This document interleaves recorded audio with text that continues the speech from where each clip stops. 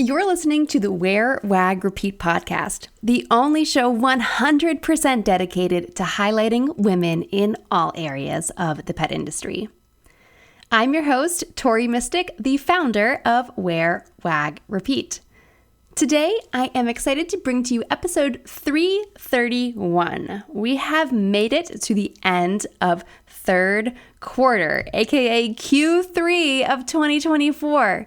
This entire quarter, the past 3 months, have been dedicated to blogging. So I've been educating members in Wear Wag Repeat Society about blogging strategies, SEO strategies, all kinds of content marketing ideas. And I've also dedicated all of the content here on this podcast to helping you be a better blogger. Even if you're not a full-time blogger like I am, no matter what kind of business you have, I do believe that it is essential to have a blog. It is how people are going to discover your website. If you just have a static homepage that's never updated and never changes and doesn't really have that much text on it, there's not a lot of ways that Google is going to be able to figure out what your site's about and who you are and who they need to share your site with. Whereas if you're blogging and always sharing really great resources and talking about your experience and your expertise, that can really help you build trust with people who are reading your content, but also build trust with the search engines like Google. So I do believe that it is essential for all businesses to blog. Now, we've covered already a lot of great things. Back on episode 323, that was my August guest expert, or no, what was it? July? July guest expert? I think so. It was my, the first guest expert in this series. It was Pamela Keniston. She talked to us about how to blog for profit and coming up with kind of like a hierarchy of your content pillars. She shared a really amazing metaphor or analogy about having a filing cabinet, and each cabinet is sort of like your main product that you're trying to sell. And then within there are drawers and there are files within those drawers. Go listen to that episode. Pamela is a really great expert in online marketing and growing your pet business. Then I had Caitlin Brown on here. She is the blogger of Sparkles and Sunshine, and she is building a full-time income through her pet blog. And I'm so inspired by everything that she does and the energy that she brings to what she does. We talked about playing the long game with blogging because putting out a blog post is not really the same as doing a social media post where people are going to see it right away. With blogging, you're really kind of hoping that people are going to discover this a couple of months from now. I mean, maybe they'll discover it tomorrow, but it's more likely that people are going to discover it later on. So it's really important that you write posts and you create content that is still going to be relevant a year from now or 3 years from now or even 11 years from now, because that's how long I have had Wear Wag Repeat, and some of my early posts continue to get discovered online. And then finally, my September expert was Jessica Shipman from BlogPause. She's also been in the pet blogging world for over 11 years. We're kind of OGs over here, I guess, if I can even say that about myself.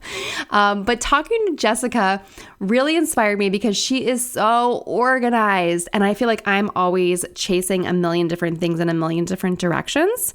So Jessica really inspired me, and I hope she also inspired you to get organized about your blog. So she shared something called a content catalog, and I've pretty much spent the entire last month since I talked to her organizing my own content catalog and just getting really clear on who I want to discover, Wear Wag Repeat, and what kind of content is going to get them to my site.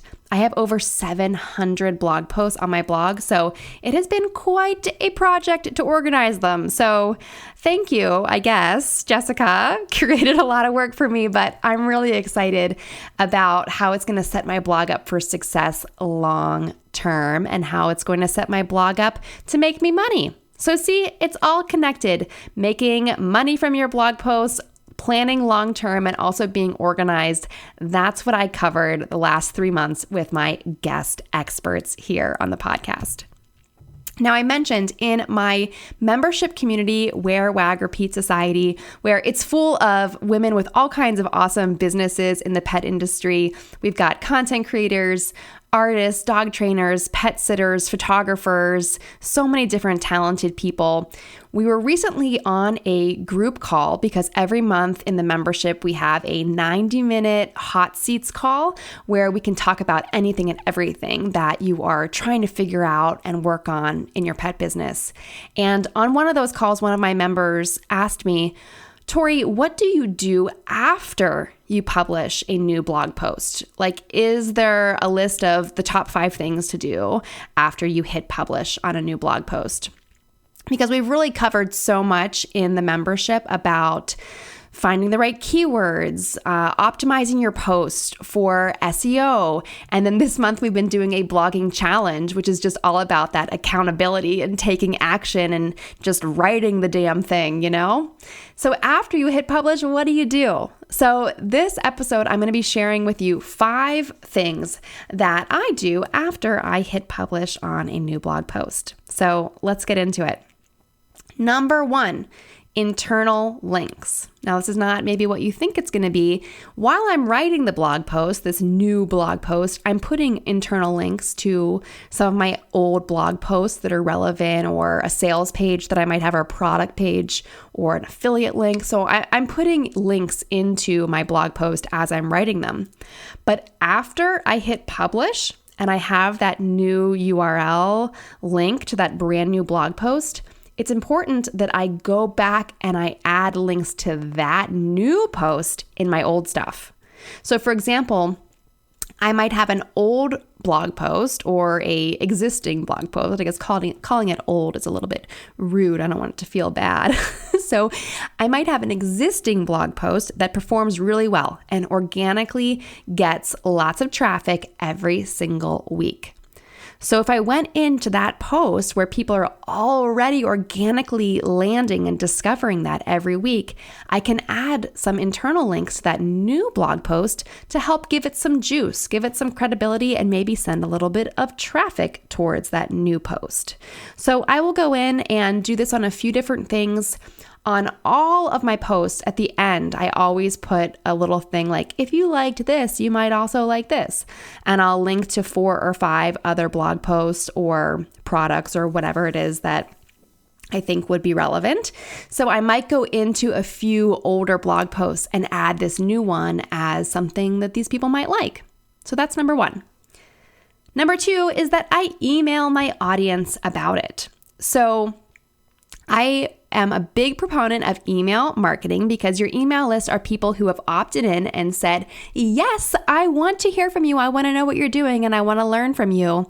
So I'm really doing them a service by sharing my new blog post with them.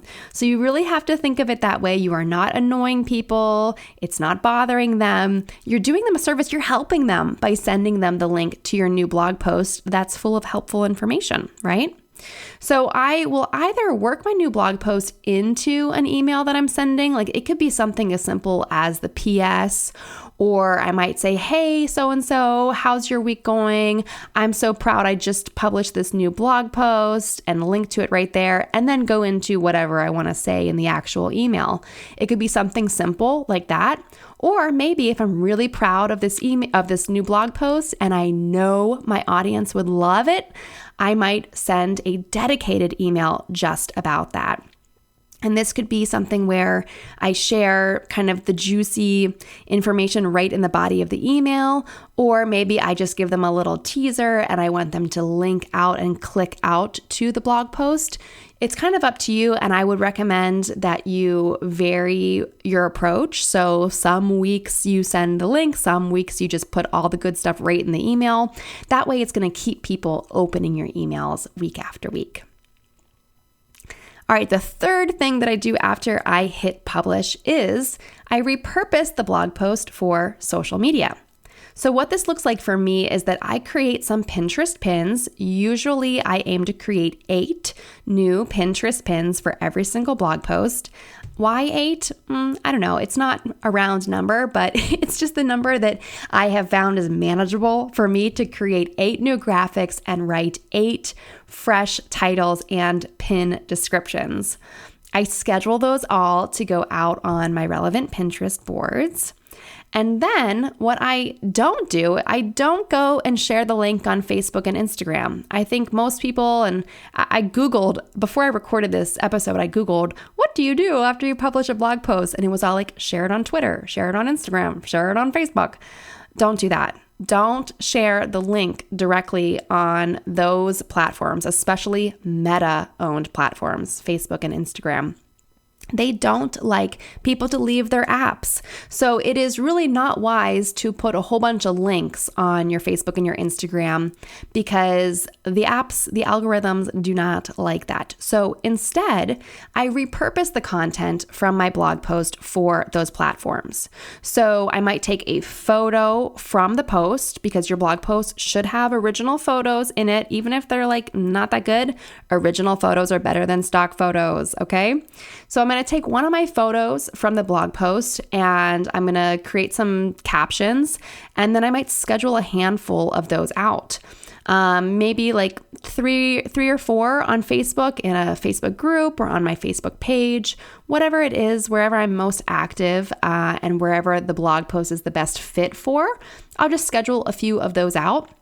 And if I'm posting a still photo on Instagram, I can do that as well.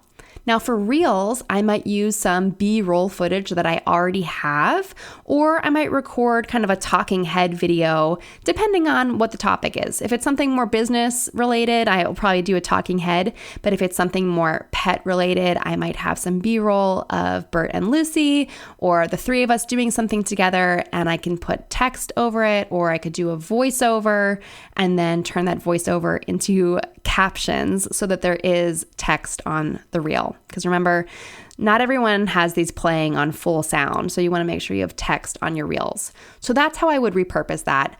I might mention in the caption that I wrote a whole blog post about it, but to be honest with you, I don't think that people are going to click the link in my bio and then going to click to the blog and then finding this particular post. I just don't really think people are doing that. And I haven't seen them doing that. So instead, I look at this blog post as just an opportunity to repurpose it for social media. Okay? So just to review here, number 1, internal links, adding links to this new post from old stuff. Number 2, put it in an email in some way, shape, or form. Number 3, repurposing the blog post for social media. Now, number 4, Jessica, if you're listening, you're going to like this. I add it to my content catalog. So this is a brand new step for me, but I do have this kind of insane spreadsheet with my 700 blog posts in it. So I will add my new blog post to my content catalog spreadsheet. I'm using just a Google sheet, but you can use Airtable. That's what Jessica recommends, or a Trello board or whatever works for you. But I'm just using a regular old spreadsheet because I'm a little old school, guys. So I will add this new blog post to my content catalog so that I can keep track of it and so that it's in there and I know what I've written. Now, step number 5, the 5th thing that I would do after I publish a new blog post is I will analyze how it's doing. Now, I can't do that today. I can't really do that tomorrow, but maybe 90 days from now, I will check on my Google Analytics of this post and see how it's doing. I might click around in Google Search Console to see what kind of keywords people are searching for and if they're discovering this new blog post that I wrote. I try not to mess with things that early. Usually it's best practice to leave a post sit for 6 months or a year before you update it. So again, I'm going to reference back to my content catalog and I will see what is about a year old. What do I have to take a look at and see how it's doing? So I will look for things like what keywords is it ranking for? What are people searching for and then finding that post? And how could I optimize that post to help other people find it more easily? So those are the kind of things I'll be looking for. I might have some updated photos that I could add. Maybe I want to zhuzh it up with a little FAQ at the end of it. But that's something that I would do after I hit publish, like a year later. So I just thought I would throw that in there just to emphasize to you that blogging is really about the long game.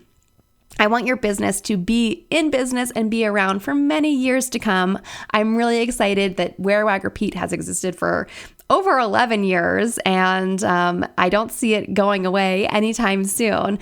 So I hope that your business is also around for over a decade and that you are investing your time and energy into creating content like blog posts that are going to serve you for a long time. Now, of course, I love social media, but a lot of that social content has such a short shelf life. So please, if you have not been convinced that you need to blog, go back and re-listen to all of the episodes from Q3. So that's all of my July, August, and September episodes of the Wear Wag Repeat podcast.